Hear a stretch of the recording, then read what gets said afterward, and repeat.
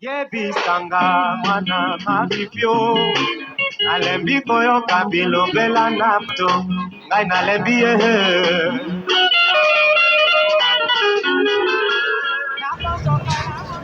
Le président, bonjour. Bonjour.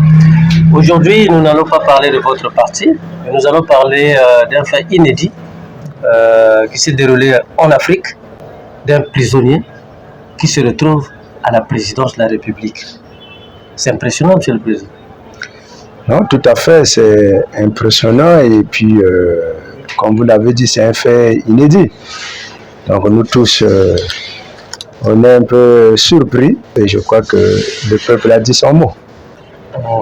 Le président Macky Sall voulait proroger le mandat présidentiel jusqu'en décembre 2024. Cette prorogation a été également votée au niveau de l'Assemblée, mais court-circuitée par la Cour constitutionnelle.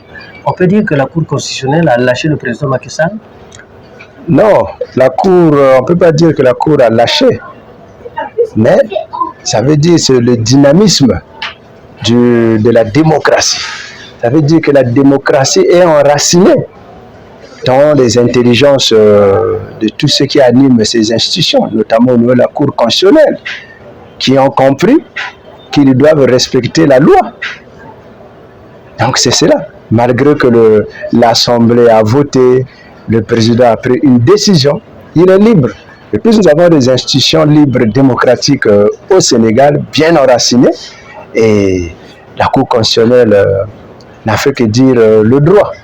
Et c'est ça qui donne la grandeur à un État et à une république. Et partant de toute la population.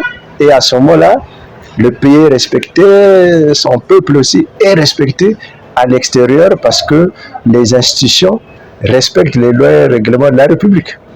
Contrairement aux autres pays où les cours constitutionnels soutiennent le pouvoir en place, alors qu'il y a séparation de pouvoir, dit-on. Non, mais tout à fait, par rapport à d'autres pays. Et je voulais souligner un aspect. Quand vous regardez dans le code électoral du Sénégal, nous en allons parler, et là-bas nous avons des juges, des magistrats de la Cour constitutionnelle qui sont protégés par la loi. C'est-à-dire, une fois nommés à la tête de ces institutions, c'est sur la base d'un mandat de 6 ans. Et on ne peut pas les relever. Et c'est ça qui fait l'indépendance de ces institutions. Contrairement à d'autres pays où ces cours et tribunaux ne sont pas protégés par la loi. C'est-à-dire qu'ils sont nommés, mais ils sont vulnérables. À n'importe quel moment, l'homme politique peut décider et puis relever le magistrat qui est là.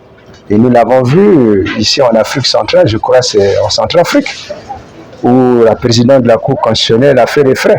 Pourquoi? Parce qu'il manque la protection. Donc la loi dans certains pays africains doit être renforcée, comme au Sénégal, et quand les magistrats sont protégés par la loi, je crois que à ce moment-là, la démocratie pourra survivre et vivre durablement en Afrique.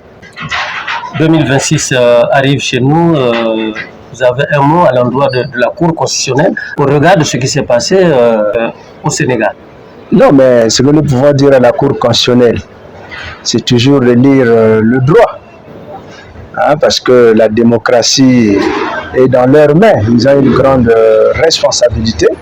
Donc nous avons 2026 qui s'approche. Donc les institutions ici au Congo en charge de toutes ces questions électorales doivent suivre donc le modèle du Sénégal. Bien que n'étant pas protégés par la loi, mais je crois qu'ils peuvent suivre le modèle du Sénégal. Merci, Monsieur le Président.